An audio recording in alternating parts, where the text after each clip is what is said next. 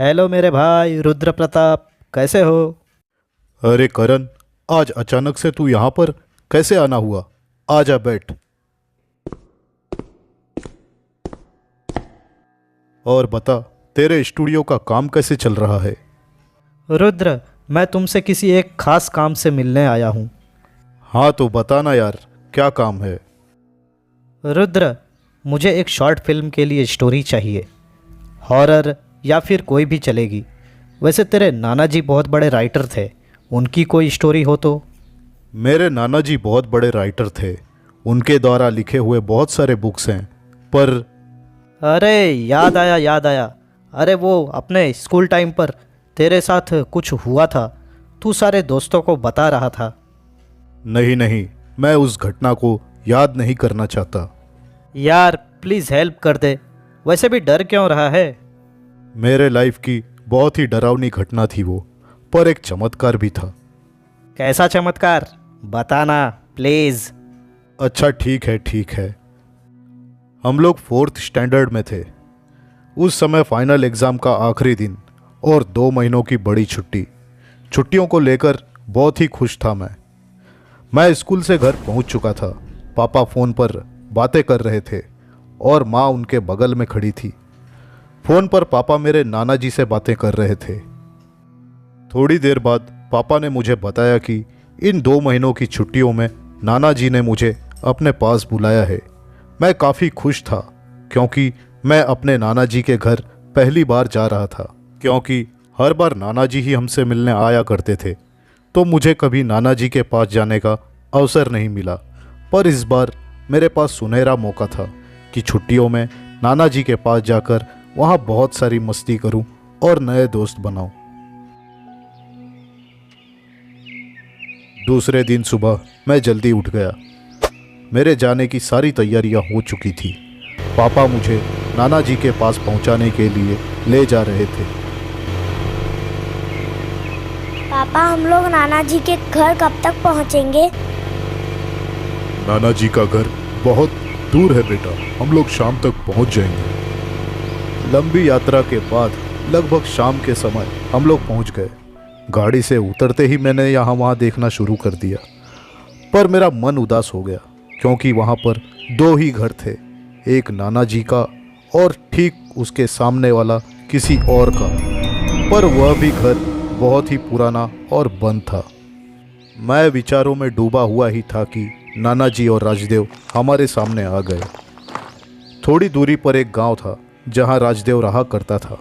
वह सुबह से शाम तक नाना जी के घर का सारा काम किया करता था और शाम होते ही वह अपने गांव चले जाता था।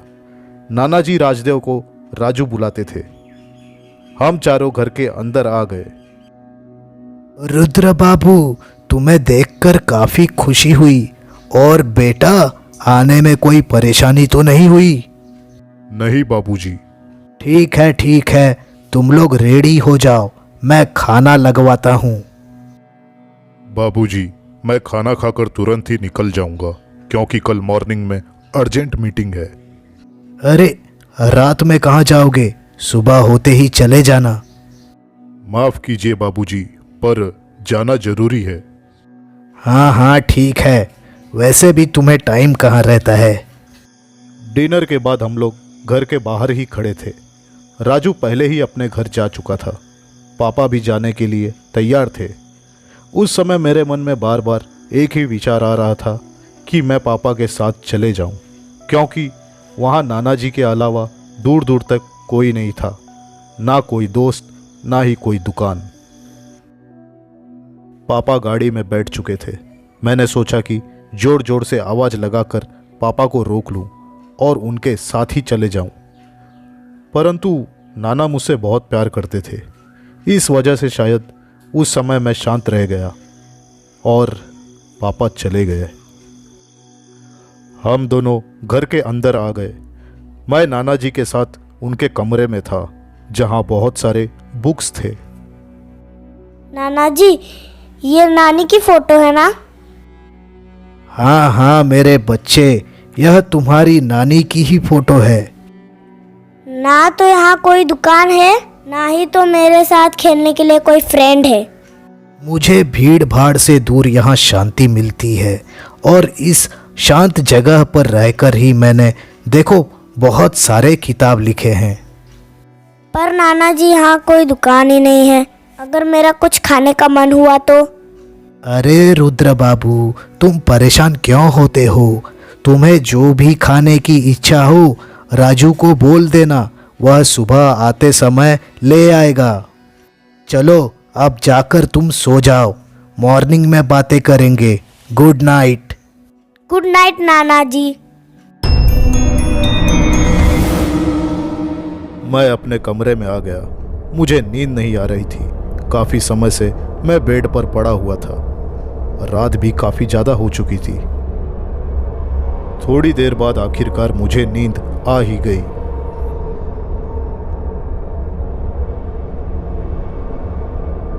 मम्मा मम्मा मम्मा मम्मा। वो आवाज़ किसी बच्चे की थी। आवाज़ मेरे कानों पर पड़ते ही मैं जाग गया और विंडो के बाहर देखने लगा। मैंने देखा कि सामने वाले उस पुराने घर के बाहर एक छोटा सा लड़का खड़ा है और वह अपनी माँ को पुकार रहा है। मम्मा मम्मा मम्मा मम्मा। मैं विंडो के नज़दीक से उस बच्चे को देखने की कोशिश कर रहा था, पर वहाँ पर कोई नहीं था। अचानक से उस बच्चे का गायब हो जाना मुझे समझ में नहीं आया।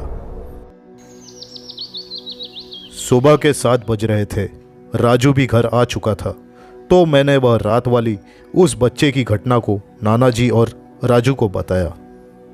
रुद्र बाबू, आप घबराइए नहीं, वह हमारे गांव का कोई बच्चा अपने माँ के साथ यहाँ से गुजर रहा होगा। नाना जी भी हाँ में सिर हिलाते हुए अपने घर के मंदिर में चले गए। मेरे नाना जी अपने दिन की शुरुआत हनुमान जी के पूजा पाठ से ही किया करते थे। आज नाना जी के यहाँ मेरे पहले दिन की शुरुआत थी। मस्ती करना, खेलना कूदना तो मेरा स्वभाव था, पर मैं अकेला क्या करता। बस कमरे में यहाँ से वहाँ, वहाँ से यहाँ, सारा दिन ऐसे ही बीत गया। शाम होते ही राजू भी घर का पूरा काम खत्म कर अपने घर के लिए चला गया। रात के समय मैं कमरे में विंडो के बाहर उस सामने वाले घर की ओर देख रहा था कि सामने वाले घर के ऊपर विंडो में मुझे लाइट का जलता हुआ दिखाई दिया। मैं दौड़कर ऊपर वाले कमरे में जाकर नाना जी को इस बात की जानकारी दी। पर जब मैंने और नाना जी ने उस घर की ओर देखा तो वहां कोई लाइट नहीं जल रहा था। फिर नाना जी ने मुझे बताया, घबराओ नहीं रुद्र बाबू, हम इस समय ऊपर वाले कमरे में है और हमारे कमरे का लाइट उस सामने वाले घर के खिड़कियों पर पड़ रहा होगा और तुम्हें ऐसा लगा कि वहाँ लाइट जल रहा है। जाओ जाओ बेटा, अब जाकर सो जाओ, मुझे भी नींद आ रही है। मुझे नाना जी के बात पर विश्वास हो गया और मैं अपने कमरे में आकर सोने की कोशिश करने लगा। सो जा मेरे राजकुमार, सो जा मेरे राजकुमार, सो जा मेरे राजकुमार, सो जा। उस आवाज के मेरे कानों पर पड़ते ही मेरी नींद टूट गई। मैं तुरंत ही उठ खड़ा हुआ। मैं तुरंत ही अपने विंडो के बाहर देखने लगा। मैंने देखा कि अब उस सामने वाले घर के हर एक विंडो के अंदर लाइट जली हुई है। मैंने सोचा कि मैं जाकर नाना जी को जगाऊं, पर नाना जी गहरी नींद में होंगे, उन्हें जगाना ठीक नहीं। मैं अपने घर के बाहर आ चुका था और मेरे कदम सामने वाले घर की ओर बढ़ रहे थे। मैं अब उस घर के विंडो के ठीक सामने खड़ा था और मैं विंडो के अंदर देखने की कोशिश कर ही रहा था कि तभी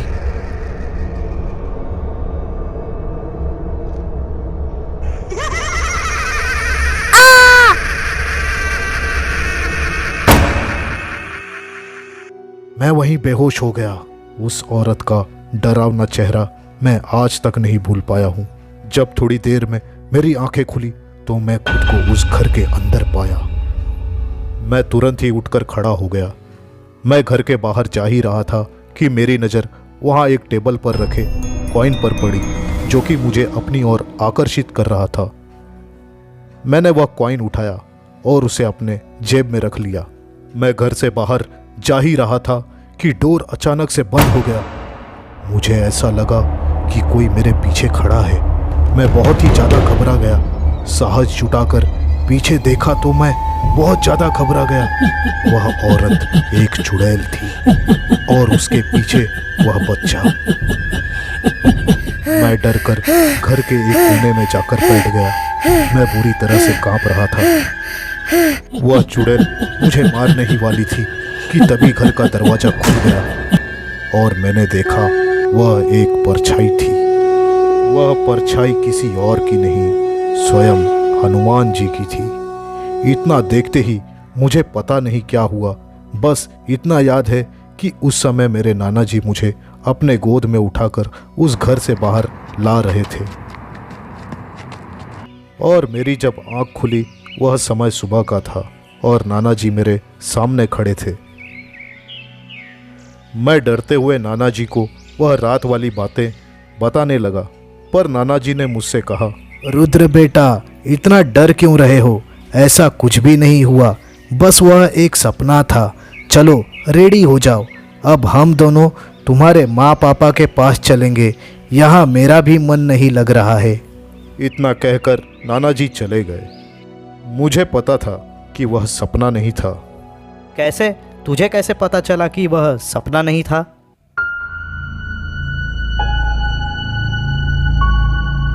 क्योंकि उस डरावने घर से मिला कॉइन मेरे पास ही था। तो दोस्तों, यह कहानी आपको कैसी लगी हमें कमेंट में ज़रूर बताएं और भी नए कहानी के लिए हमारे चैनल को सब्सक्राइब कर लें। मैं फिर लौटूंगा आपके लिए नई कहानी लेकर। धन्यवाद।